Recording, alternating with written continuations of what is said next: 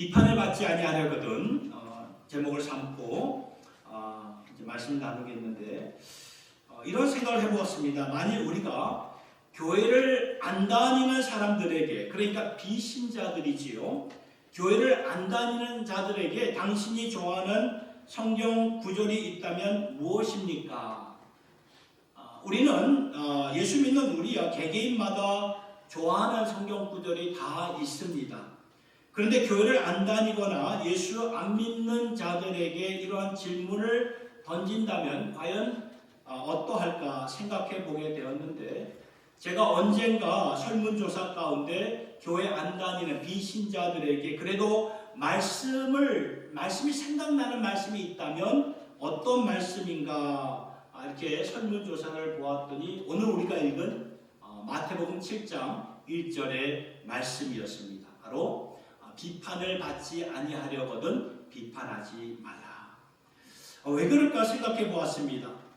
교회를 안 다니고 성경에 대해 생각 안 하는 사람일지라도 오늘 우리가 읽은 이 말씀만큼은 어떻게 보면 이 비신자들도 기억하고 마음에 새기는 성경 구절이 된다, 그 말씀이라는 거죠.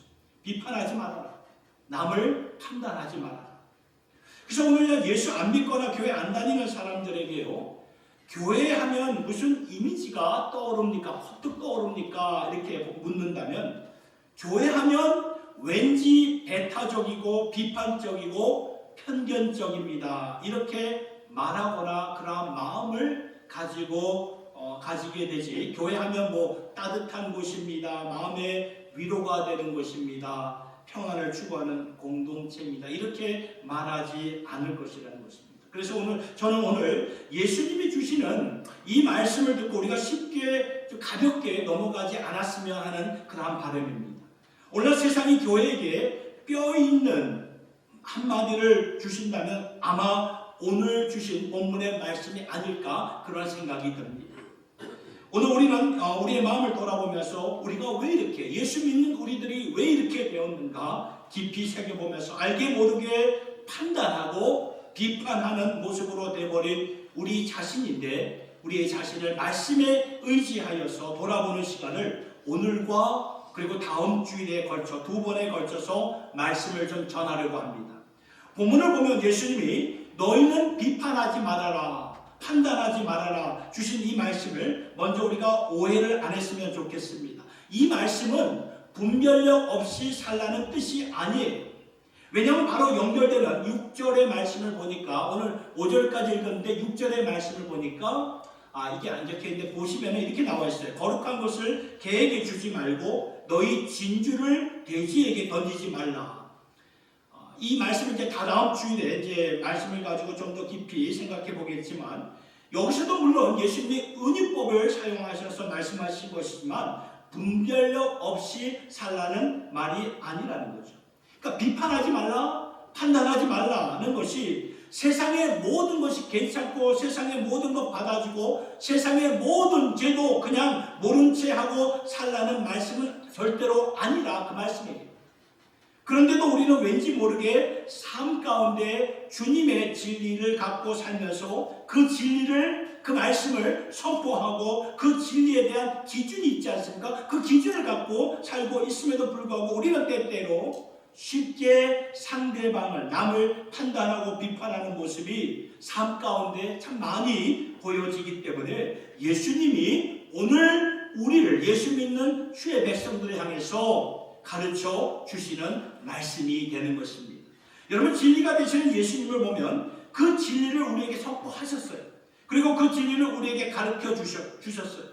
그 진리로 예수님이 우리를 판단하거나 비판하신 것이 아니라 도리어 그 진리를 가지고 우리를 자유케 하셨고 그 진리로 우리를 살려주시지 않았습니까? 그러니까 은혜와 사랑으로 우리에게 찾아오신 예수님을 생각해 볼 때 오늘 우리의 모습을 보면 예수님과는 너무나 이렇게 참 차이가 엄청나구나 라는 것을 본문을 통해서 깨닫게 되죠. 그래서 저는 오늘 주신 말씀을 우리가 깊이 좀 생각하면서 우리가 어느 때에 예수님의 모습과 좀 동떨어진 그러한 모습이 되었는가 자신을 좀 반성하면서 하나님 말씀 앞으로 우리가 나오고 싶은 것입니다. 여러분, 예수님이 하신 이 말씀은 오늘 우리에게 어찌 보면 경고를 주시고 워닝, 사인을 주시는 거예요. 경고를 주시는 거예요. 그래서 이 경고의 말씀이 왜 우리에게 주어졌는가 세 가지 이렇게 말씀을 통해서 살펴보겠는데요. 첫째는 이것입니다. 경고의 말씀이 왜 우리에게 주어졌습니까? 첫째, 우리의 비판이, 우리의 판단이 부메랑이 되어서 결국에는 우리에게 돌아온다, 그 말씀이라는 거예요. 여러분, 부메랑이 무엇인지 아시죠? 보니까 이게 부메랑인데 어릴 적에 이걸 가지고 이렇게 많이 놀기도 했어요. 이게 탁 이렇게 이게 날리면은 이렇게 돌면서 날아가다가 이렇게 목표를 맞추지 않으면 다시 원점으로 이렇게 다시 돌아오는, 던진 사람에게 돌아오는 그러한 것이 부메랑인데, 이게 호주 원주민들의 전통 사냥 그런 도구라고 합니다. 이걸 가지고 그러니까 예수님은 오늘 말씀에서 분명히 마태복음 7장 2절에 너희가 비판하는 그 비판으로 너희가 비판을 받을 것이요 너희가 헤아리는 그 헤아림으로 너희가 헤아림을 받을 것입니다. 그러니까 부메랑이 되어서 너희에게 돌아온다, 그 말씀을 해주시고 있는 거예요. 성경에는 이러한 사례들이 몇 군데에서 우리에게 교훈하고 있습니다. 가르쳐주고 있습니다. 대표적으로 구약 성경에 에스더라는 그런 말씀을 보면, 거기 말씀을 보면 아각 사람 함무다다의 아들 하만이라는 자가 나옵니다. 이 하만은 아말렉의 왕족이었습니다. 그러니까 하나님을 믿지 않는 그런 민족이었죠. 그러니 아말렉 족속과 이 이스라엘 족속은 서로 원수지가 있죠. 극과 극이죠. 그러니까 하만이 유대인 모르드게를 어떻게 생각했을까? 너무나 싫어했어요. 너무나 미워했어요. 싫어하는 정도를 넘어서 앙심을 품고 있었던 것입니다. 왜냐하면 이 모르드게가, 유대인 모르드게가 항상 이 성문을 지키는 자였거든요. 성문직이었습니다. 이 하만이 이제 왕족이었기 때문에 말을 타고 이렇게 성문을 이렇게 나오고 들어갈 때마다 문지기들이 이렇게 고개를 숙여서 이렇게 인사를 해야 되는데 이 모르드게는 인사를 하지 않았어요. 절하지 않았어요. 그러니까 이 하만의 입장에서는 이 모르드게가 자신에게 존중이나 존경을 표하지 않는다고 이 모르드게를 볼 때마다 앙심을 품고 내가 언젠가 너를 반드시 죽이리라, 그러한 분노로 채워졌고, 그 분노가 계속 이 마음속에서 맴돌고 있으니까 결국 모르드게의 민족인 그 유다 민족까지 한날 한시에 내가 다 죽이리라, 이러한 무서운 계략을 품고 있었던 거예요. 그래서 하만은 자신의 집들 안에 있는 큰 나무에다가 거기에다가 모르드게를 목매어 달아서 죽이려는 계획을 진행하고 있었는데, 그런데 언젠가 그의 하만의 무서운 계략이 그 삼촌이었던 그 에스더 왕비죠. 그 에스더 왕비를 통해서 아하수로의 그 당시의 왕에게 발각이 되면서 나중에 하만이 부메랑이 되어 모르드게를 죽이려고 했던 그 자리에 도리어 자신이 그 자리에 목매어 달려 죽게 되는 것을 보게 되죠. 또 사사기의 말씀을 보면 사사기 1장에 가나안 백성 가운데 아도니 베섹이라는 왕이 있었습니다. 그러니까 유대 백성들이 가나안 땅에 들어갔는데 이미 거기 정착한 가나안 백성들이 있었거든요. 근데 그들과 전쟁을 하면서 나중에 이제 아도니 베섹이라는 이 가나안 왕을 이제 생포했거든요. 그러면서 그의 엄지 손가락과 엄지 발가락을 자릅니다. 그 당시에 엄지 손가락과 엄지 발가락을 자른다는 것은 더 이상 자유롭게 행동하지 못하도록 비참하게 만드는 행동인데, 그때 이 아도니 베섹이 사사기 1장 몇 절입니까? 1장 7절에 이렇게 고백을 합니다. 보세요. 아도니 베섹이 이르되 옛적에 70명의 왕들이 그들의 엄지손가락과 엄지발가락을 잘리고 내 상 아래서 먹을 것을 줍더니 하나님이 내가 행한 대로 내게 갚으시리라. 그러니까 이게 물론 하나님을 믿는 사람의 고백은 아니었어요. 아도니 베섹은 그 이방나라 이방인이었기 때문에 아니었지만 양심의 고백이 아니겠습니까? 하나님이 내가 행한 대로 내게 갚으시리라. 그러니까 내가 남들을 그렇게 심판하였더니 나에게도 이렇게 돌아오는구나. 창조주 하나님의 원리를 우리가 볼 수 있어야 된다는 것입니다. 또 신약성경 갈라디아서 6장에서도 우리가 잘 많이 들었던 말씀이죠. 너희가 심은 대로 거둘 것이다. 심은 대로 거둘 것이다. 그러니까 우리가 사랑과 관용과 용서를 심으면 그것이 축복이 되어서 돌아오는 것이고, 우리가 우리의 마음속에 혐오와 증오와 미움과 비판과 판단하는 것을 심으면 그것은 나에게 화가 되어서 내게 부메랑처럼 돌아온다, 그 말씀이라는 것입니다. 심는 대로 거둔다라는 원칙을 하나님께서 우리에게 선포를 하셨던 거죠.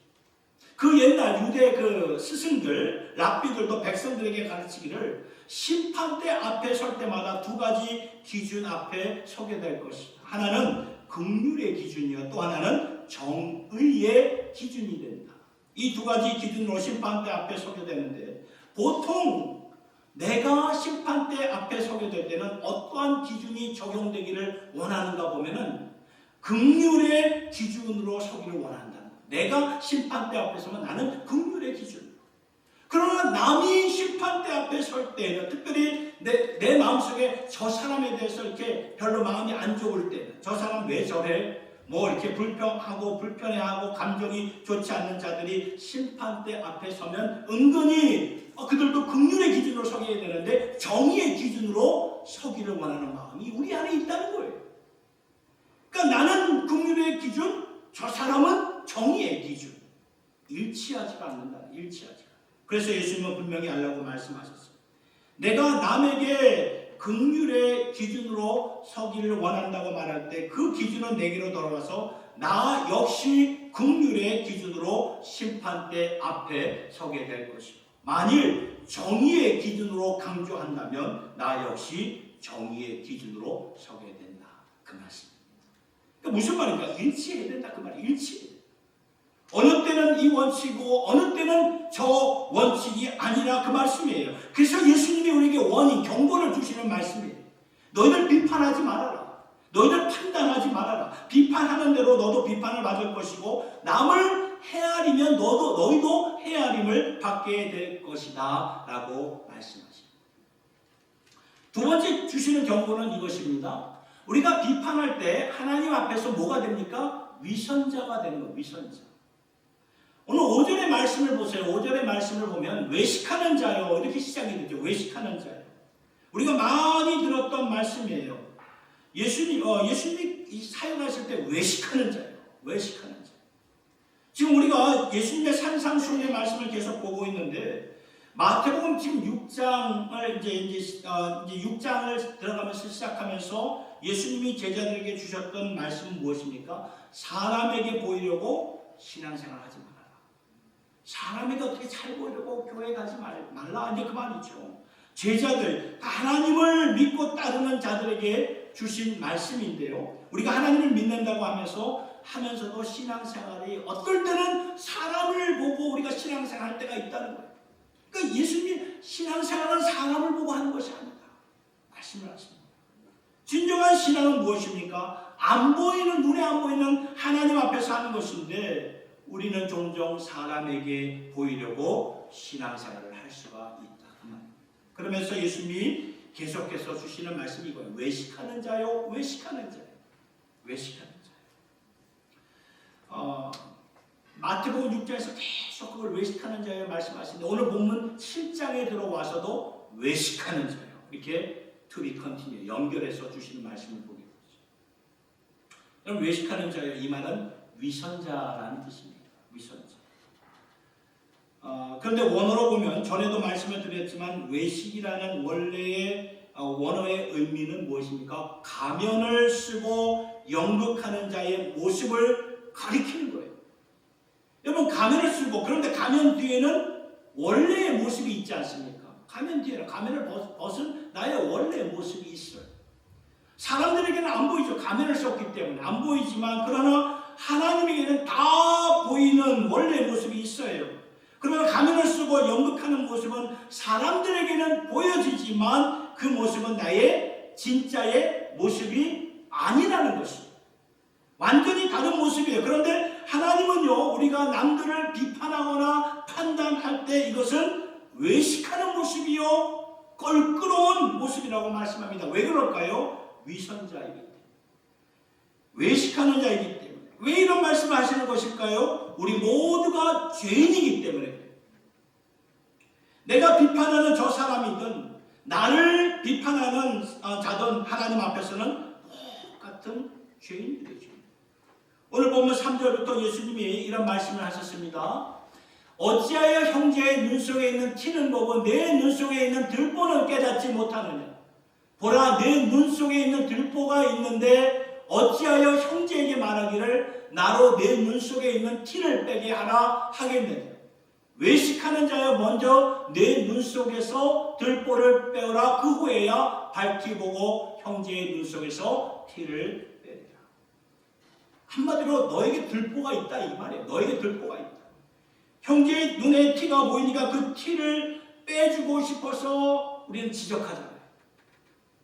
그러면서 저 사람 왜 저렇게 사나? 내가 뽑아주고 싶고 빼주고 싶다 이렇게 생각하지만 예수님이 오늘 뭐라고 말씀하십니까? 내 눈부터 점검하여라. 체크 보아라. 내 눈에 들보가 있다. 그 말씀을 하십니다. 우리가 잘 아는 다윗의 삶을 한번 볼까요? 다윗이 그러한 삶을 살았어요. 어느 날 다윗에게 하나님의 선지자였던 나단 선지자가 그를 찾아와서 그 다윗 왕에게 한 가지 보고를 합니다. 우리나라 성읍에는 부자가 있고 가난한 자가 있는데 이 부자에게는 많은 가축이 있었습니다. 양도 많고 소도 많았습니다. 그런데 가난한 자에게 있었던 가축은 오직 한 마리 새끼 암양뿐이었습니다. 가난한 자에게는 그것이 전부였습니다. 그런데 부자의 경우 언젠가 손님들의 그의 집에 찾아왔을 때에 자신의 많은 가축 중에서 잡아야 되는데 자신의 가축을 잡지 않고 힘없고 가난한 자의 암양을 빼앗아서 그것을 잡아 손님에게 대접했다는 이러한 보고를 다윗 왕에게 보고를 하니까 그때 다윗이 노발대발을 하죠. 오늘날로 말하면 이 머리 뚜껑이 열린 거예요. 사무엘하 12장 5절과 6절의 말씀입니다. 다윗이 그 사람으로 말미암아 노하여 나단에게 이르되 여호와의 살아계심을 두고 맹세하노니 이 일을 행한 그 사람 부자는 마땅히 죽을 자라. 그가 불쌍히 여기지 아니하고 이런 일을 행하였으니 그 양 새끼를 4배나 갚아주어야 하리라. 다윗이 분노한 거예요. 어떻게 그런 못된 놈, 악한 놈이 있는가? 내가 하나님께 맹세할게를 그 사람은 반드시 죽을 것이다. 그때 나단 선지자가 그 왕에게, 다윗 왕에게 말을 돌려서 말하지 않고 직설적으로 말을 하죠. 그 사람이 바로 당신입니다. 왕입니다. 그 사람이 바로 왕이십니다. 당신은 왕으로서 아내가 있습니다. 세상에서 누리고 싶으면 다 누릴 수 있습니다. 그런데 어찌하여 당신의 부하 중에 한 사람 우리아의 아내를 자신의 여인으로 취하셨습니까? 그리고 어떻게 그 부하를 치열한 전쟁터로 보내서 죽게 만들고 나중에는 그 여인을 자신의 아내로 삼았습니까? 왕이여 당신은 하나님 앞에서 큰 죄를 범하였습니다. 물론 다윗이 이 나단의 선지자의 이 말을 듣고 즉각적으로 하나님 앞에서 사람 앞에서 납작 엎드려서 철저하게 회개하고 통회했어요. 이것이 다윗의 훌륭한 그런 모습이기는 하지만 잘 생각해보면 그 이전의 다윗의 모습을 보세요. 우리도 다윗처럼 충분히 살아가면서 그렇게 행할 수 있다 그 말이에요. 우리에게도 하나님의 진리가 있고 그 말씀대로 살려고 하는 열정이 있습니다. 그런데 진리에 대한 열정이 있는 것은 좋은데 우리가 우리 자신을 못 본다는 거예요. 우리 자신을 못 봐요. 여러분 다윗이 그렇게 나단 선지자 앞에서 노발대발하면서 내가 하나님께 맹세하기를 그 사람 그 부자는 죽을 것이다 그렇게 말했을 때에 잘 생각해보면 나도 한때 그랬는데 어떻게 저 부자도 그럴 수 있을까? 이런 마음을 가지고 다윗이 노발대발했을까요? 아니에요. 다윗이 자기가 행한 그 일에 대해서는 아예 전혀 깨닫지도 알지도 못했다는 거예요. 도리어 당당하게 말한 다윗의 모습을 보게 되지 않습니다. 알면은 그렇게 노발대발 할 수 있겠습니까? 못하죠. 사람들 앞에서 경의를 가지고 심판하는 왕은 나다. 그죠? 당당하게 말했는데 하나님의 눈에는 참 기가 찬 거예요. 하나님이 보실 때는 기가 찬 거예요. 다윗아, 너 안에 들보가 있다. 너 안에 들보가 있어. 어떻게 너 자신을 모르냐? 하나님의 눈에는 다 보여지는 거예요. 다 아시는 거예요. 사람들 앞에는 안 보이죠. 사람들 앞에는 우리가 감출 수 있죠. 어쩌면 나 자신에게도 안 보입니다. 왜냐하면 우리는 자꾸 비춰지는 거울을 통해서 나 자신을 보기 때문에. 그렇죠? 사람들은 겉모습을 보고 말하지만 우리 하나님 아버지는 뭐를 보십니까? 우리의 heart, 우리의 중심을 보고 말씀하십니다. 내 안에 들보가 있구나. 내 안에 들보가 있구나. 그러니까 우리가 쉽게 판단하면 안 된다. 쉽게 비판하면 안 된다는 거예요. 왜냐하면 하나님 앞에서 이게 의식하는 자의 모습입니다. 그렇습니다, 여러분. 우리 모두 다 정말 하나님 앞에서, 우리 하나님 앞에서 신실하게 거룩하게 살기를 다 원하지 않습니까? 그렇죠? 신실하게 살기 원합니다. 진실하게 거룩하게. 그러면 우리는 말씀대로 비판하지 마세요. 판단하지 말아야 됩니다. 분별력은 갖되 옳고 그른 것을 말씀을 가지고 제대로 분별하면서 가르치기는 하되 비판하는 마음, 비판하는 정신, 비판하는 눈으로 살지 말아야 된다. 그 말씀입니다. 세 번째 경우가 있습니다. 그것은 이것입니다. 우리가 비판할 때 세상의 소금과 빛의 사명을 감당하지 못한다는 것입니다. 여러분, 예수님이 우리에게 산상수훈의 말씀을 주신 궁극적인 목적이 무엇입니까? 그냥 도덕적인 하늘나라의 윤리를 가르치는 것이라고 생각되십니까? 아니죠. 여기는 이 산상수훈의 말씀에 능동적인 목적이 있습니다. 하나님의 영광을 위한 목적인데 너희는 세상의 소금과 빛이다. 그렇죠? 금년 교회 표처럼, 그렇죠? 교회는 세상의 소금과 빛이다. 교회가 우리잖아요. 우리가 세상의 소금과 빛이 되어야 돼요. 그래서 어둠을 밝히는 빛이 되고 세상을 치유하는 소금이 되어서 살라고 주신 말씀입니다. 그래서 산상수훈의 말씀을 계속, 그래서 우리가 이 말씀을 계속 우리가 보고 있는 것이고, 그래서 마태복음 5장부터 팔복의 말씀을 주신 다음에 곧바로 예수님이 하신 말씀이 너희는 세상의 소금과 빛이다. 소금이 되었다면 그 짠맛을 가지고 부패를 막고 치유할 수 있는 그 역할을 감당해야 되는 것입니다. 빛이라면 선한 행실, 착한 행실을 통해서 너희 아버지께 영광을 돌리게 하리라. 이래야 하나님께서 영광을 받으신다. 그 말씀입니다. 오늘 말씀도 그러한 맥락에서 여러분 보셔야 됩니다. 예수님이 분명히 5절에 이런 말씀을 하셨죠. 5절에 여러분 말씀을 보면 이렇게 나와 있어요. 먼저 내 눈 속에서 들보를 빼어라. 그 후에야 밝히 보고 형제의 눈 속에서 티를 빼리라. 이 말씀이 나옵니다. 그러니까 내 눈에서 들보를 빼는 것만으로 만족하지 말고 형제의 티를 빼내어라. 거기까지 가라. 그 말씀이라는 거예요. 여러분, 아무리 작은 티라고 할지라도 눈에 그 티가 이렇게 들어가면 아무것도 못합니다. 눈에 갑자기 이물질이 한번 여러분 들어간 적 있지 않습니까? 길을 가다 갑자기 이물질이 들어갔을 때. 저도 요번에 그 수련회 갔을 때 초파리가 아주 작은 거예요. 갑자기 제 눈에 탁 들어가니까 이거 앞이 안 보이는 거예요. 막 이 눈을 가지고 막 어떻게 빼내려고 발버둥을 쳤던 그런 기억이 나는데요. 그런 이물질이 우리 눈에 들어가면 아무것도 못해요. 그죠? 그냥 눈으로 막 비벼가지고 그걸 빼내려고 하는 그런 우리의 바둥바둥하는 그런 우리의 모습이 보여지지 않습니까? 어릴 적 기억나는 것은 그 눈에 그런 이물질이 들어가면 뭐 어릴 적이니까 아빠 엄마를 찾죠.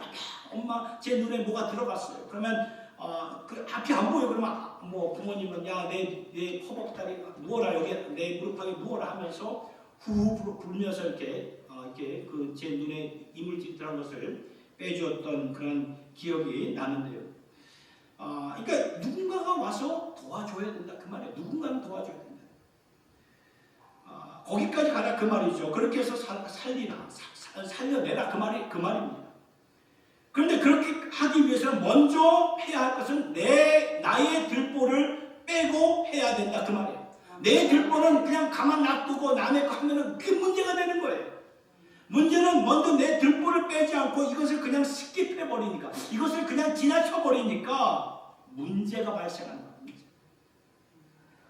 먼저 자신의 들보를 빼는 그런 겸손함이 필요해요. 겸손. 그 후에 형제 자매를 사랑하는 그런 마음으로 해야 되는데, 그렇게 안 하면 절대로 우리가 세상에서 소금과 빛의 역할을 감당하기가 어렵다는 것입니다. 여러분, 예수님이 어떤 일을 행하셨는지 잘 생각해 보세요. 예수님에 대해서 우리가 잘 깊이 한번 생각해 보시고요.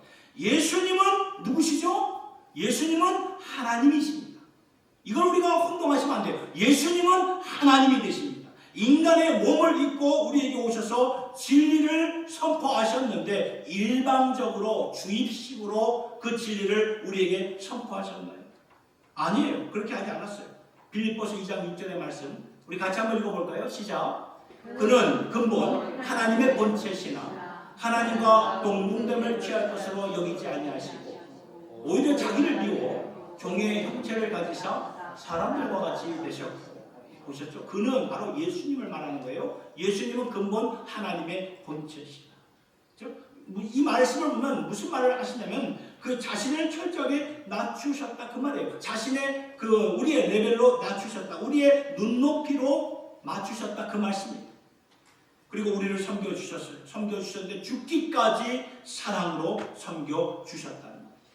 그래서 우리의 완고하고 강팍한 마음이 바뀌어지는 거예요. 아, 내가 예수를 믿어야 되겠다. 이 변화가 되는 거예요. 이 트랜스포먼이 되는 거예요. 여러분, 우리가 예수를 언제 믿게 되었고 언제 믿게 어떻게 믿게 되었습니까? 한번 잘 생각. 내가 예수를 언제 믿게 되었고 어떻게 믿게 되었는가 잘 한번 생각해 보세요. 그 과정이 반드시 다 있어요. 다 다르지만 상황과 형태는 다르지만 어떻게 믿게 되었고 또는 언제 믿게 되었는지 다 있다는 거예요.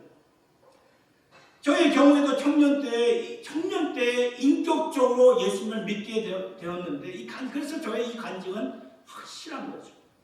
저도 인격적으로 예수 믿기 전에는요, 모태 출석이나 모태 신학, 부모님이 교회 가자면 교회 가고 이렇게 막 수동적으로 이렇게 할 수밖에 없고 안 가면 나에게 참 불이익이 따라오니까 그렇게 해서 억지로 예수 믿을 때가 많았는데, 그러니까 이제 예수 믿기 전에는 부모님께서 늘 이렇게 나의 신앙 점검을 계속 하시고 또 교회 가면 교회 학교 그러니까 교회 이제 학생들 가르치는 선생님들을 통해서 예수 잘 믿자, 교회만 왔다 갔다 하지 말고 정말 예수 잘 믿어야 된다. 이제 그런 말을 많이 듣거든요. 많이 듣는데 그럴 때마다 제 마음이 오픈되지 않았어요. 열리지 않았어요. 아니 솔직한 심정으로 예수를 그렇게 찾아야 되나? 그런 마음이 있었어요. 저에게도. 그때는 그러한 말들이 예수 잘 믿자 그런 말들이 굉장히 거북하게 들렸고 불편했어요. 근데 언제 제 마음이 그러한 좀 마음이 닫힌 마음이 열리게 되었는가 보니까 하나님의 그 사랑을 스스로 깨닫게 되었을 때 내 마음이 열리게 됩니다. 그러니까 하나님은 지금도 살아계시고 역사하시는 분인데 그 하나님은 사랑이시다. 그리고 그 하나님은 나를 사랑하시고 지금도 사랑하십니다. 이것을 깨달았을 때 마음이 열려요. 마음이 열리죠. 그러면서 예수님을 인격적으로 믿고 하나님의 자녀로 거듭나게 되는 것을 보게 되죠. 아마도 여러분들께서도 예수 믿은 그런 인격적으로 예수 믿은 스토리가 거의 다 비슷할 것입니다. 여러분, 우리의 마음은요, 사람들이 협박해서 바뀌어질까요? 아니요, 바뀌지 않습니다. 논쟁에서 디베이트 해가지고 이긴다고 해서 사람들이 변할까요? 아니에요, 바뀌지 않아요. 누가 맞는지 한번 토론해보자. 그러면 싸움밖에 안 납니다. 토론해봤자 싸움밖에 안 나요. 마음 안 바뀝니다. 그런데 무엇이 마음을 바뀌게 하냐 하면은 예수님처럼 우리가 낮아지고 섬기면서 사랑할 때, 그러한 예수님의 모습으로 다가갈 때, 그 모습 안에서 진리의 말씀을 가지고 우리가 나눌 때에 우리의 마음이 바뀌어진다는 것입니다. 여러분, 세상의 어둠을 예수 믿는 우리들이, 저와 여러분들이 밝혀내야 되는 그런 사명이 있습니다. 세상의 아픔을 예수 믿는 우리들이 치유해야 되는 그런 사명이 있습니다. 오늘날 여러분 우리 주위에 그런 가정, 너무나 많은 가정들이 깨지고 아프고 자녀들이 방황하는 거 여러분 다 아시지 않습니까? 정서적으로 점점 더 힘들고 더욱더 그런 힘겨운 세상으로 가고 있는 것이 오늘의 세상입니다. 이때 주님의 교회, 주님의 백성들이 일어나셔야 돼요. 그러려면 먼저 우리가 치유를 받아야 되죠. 우리의 들보를 먼저 빼내야 되죠. 내 눈 안에 있는 그 티를 빼내야 된다는 거예요. 그리고 형제의 그 들보를 빼줘야 돼요. 먼저 우리가 변화받고 먼저 우리가 예수님의 모습이 되고 우리의 예수님의 가슴으로 일어나야 된다는 거예요. 지금 지적한다고 해서 세상은 바뀌지 않아요. 비판하거나 판단한다고 해서 세상은 바뀌지 않습니다. 논쟁에서 이긴다고 해서 세상에 감동 못 줍니다. 예수님처럼 해요. 예수님처럼. 은혜와 진리로 우리가 이렇게 나아가요. 이 순서가 중요해요. 은혜와 진리와 은혜가 아니라 은혜와 진리. 요한복음 1장 14절에 이런 말씀이 있죠. 말씀이 육신이 돼요. 예수님을 가리키는 우리 가운데 거하시면 우리가 그의 영광을 보니 아버지 독생자의 영광이 그 다음에 은혜와 진리가 충만하다. 순서가 중요해요. 은혜가 뭔지 은혜가 진리가 충만하다. 은혜가 있고 진리가 있습니다. 그래서 저와 여러분들은 하나님의 말씀으로 깊이 돌아보셔야 돼요. 우리가 이 말씀을 그냥 이렇게 귀로 듣고 머리로 이해하면서 그렇구나 감동이 된다 설득이 된다 이 정도로 생각하지 마시라는 그 말씀입니다. 하나님 말씀 앞에 우리 자신을 드려야 돼요. 히브리서 4장 12절의 말씀 보니까 자 한번 같이 읽어볼까요? 시작. 하나님의 말씀은 살아있고 활력이 있어 좌우의 날선 어떤 검보다도 예리하여 혼과 영과 및 관절과 골수를 찔러 쪼개기까지 하며 또 마음의 생각과 뜻을 판단하나니. 그러니까 찔러 쪼갠다는 것은 뭘 말하냐면 우리의 모난 모습 다 있어요. 우리 인간들에게 다 있어요. 모난 모습을 어떻게 한다고요? 잘라낸단 말이에요. 컷당한다는 그 말이에요. 하나님이 우리의 마음을 만져주셔야 됩니다. 여러분 우리 아까도 말씀 우리 학생들이 하나님이 성령 하나님이 그 마음을 만져주시니까 눈물이 나온 거예요. 그냥 눈물 나오지 않습니다. 절대로 너 한번 물어봐. 울면 내가 100불을 줄게. 못 울어요. 안 울어져요. 성령 하나님 그 마음을 터치해야 그게 막 은혜 강물이 눈물 바다가 되는 거예요. 우리의 모난 모습을 잘라내니까 하나님 우리의 마음을 만져주셔야 돼요. 만져주실 때 우리가 다 변화받는 거예요.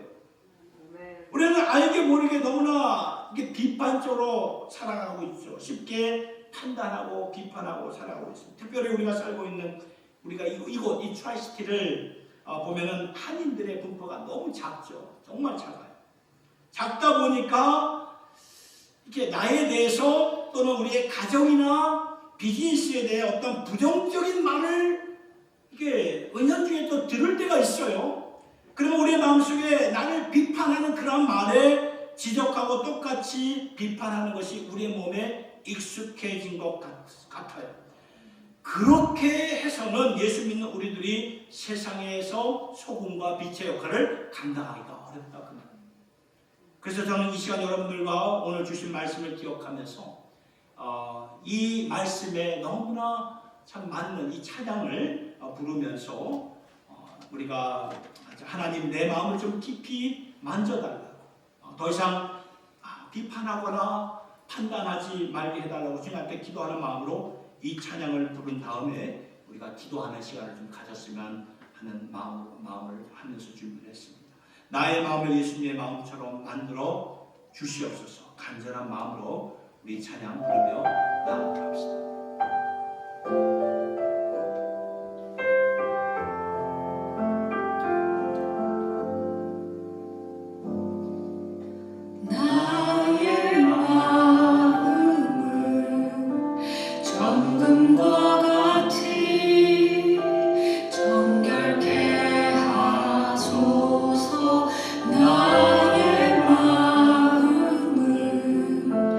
정금과 같이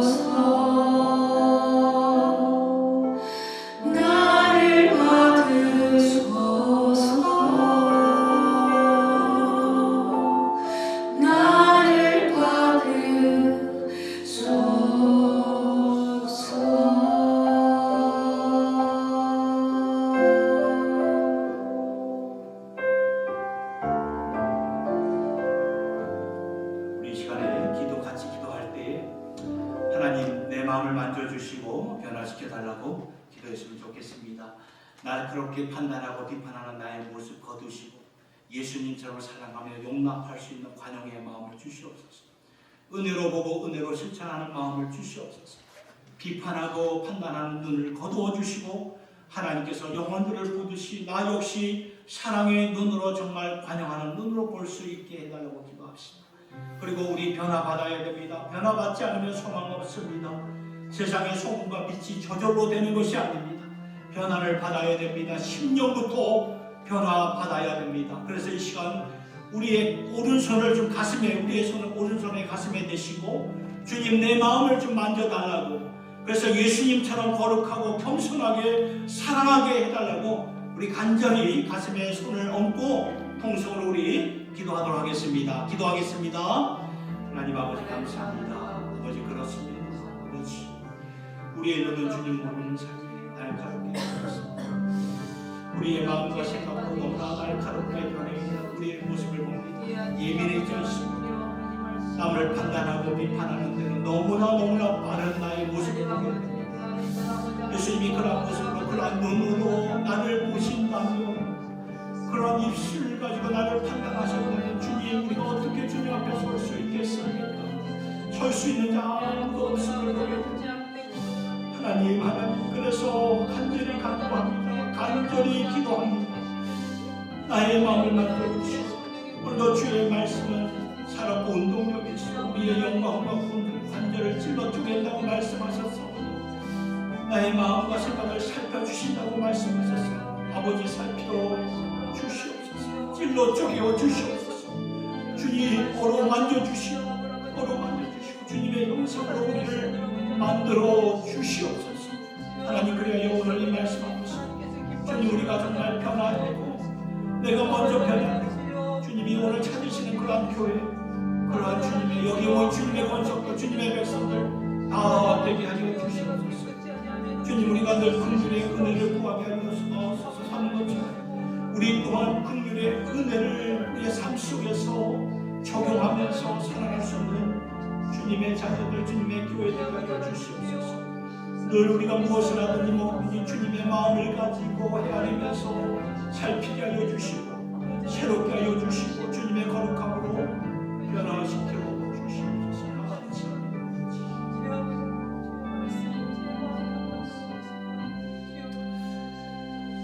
기도하겠습니다. 주님을 모르는 세상, 사람들의 한 구절의 말씀을 교회들에게 던지고 싶다면 오늘 주신 이 말씀이 아닐까 생각해 보게 되었습니다. 하나님 아버지 우리에게 진리를 주셔서 너무나 감사합니다. 하나님은 우리를 그 진리로 비판하시고 판단하신 것이 아니라 그 진리의 말씀을 가지고 우리를 살려주셨고 자유케 해주셨습니다. 그런데 우리는 진리를 가지고 비판하고 판단하는데 너무나 익숙해졌고 예리해진 우리의 모습을 보게 됩니다. 하나님 아버지 오늘 우리의 마음을 깊이 만져주시옵소서. 이러한 모습으로 우리의 자녀들에게 비춰지기를 원치 않습니다. 이러한 모습으로 주님을 세상에 알리고 싶지 않습니다. 주님이 우리에게 긍휼과 사랑과 관용을 베풀며 오셨던 것처럼 우리 역시 그러한 주님의 모습을 세상에 보이며 사랑하는 저희들 모두가 되게 하여 주시옵소서. 그래서 진정한 치유와 축복이 나를 통해서 축복의 유통자가 복의 통로가 되기를 간절히 원합니다. 그러니 하나님 우리의 마음을, 예리해진 우리의 마음을 만져 주시옵소서. 우리 마음 안에 예수님의 마음을 부어 주시옵소서. 거룩한 마음, 예수님처럼 겸손하고 사랑하는 그런 마음을 허락하여 주시옵소서. 오늘도 말씀 앞에 우리를 인도하여 주시고 우리를 새롭게 하여 주시고 우리를 주님의 모습으로 변화시켜 주시는 그 성령 하나님께 감사와 영광을 올려드리오며 이 모든 말씀 우리 주 예수님의 이름으로 기도드리옵나이다.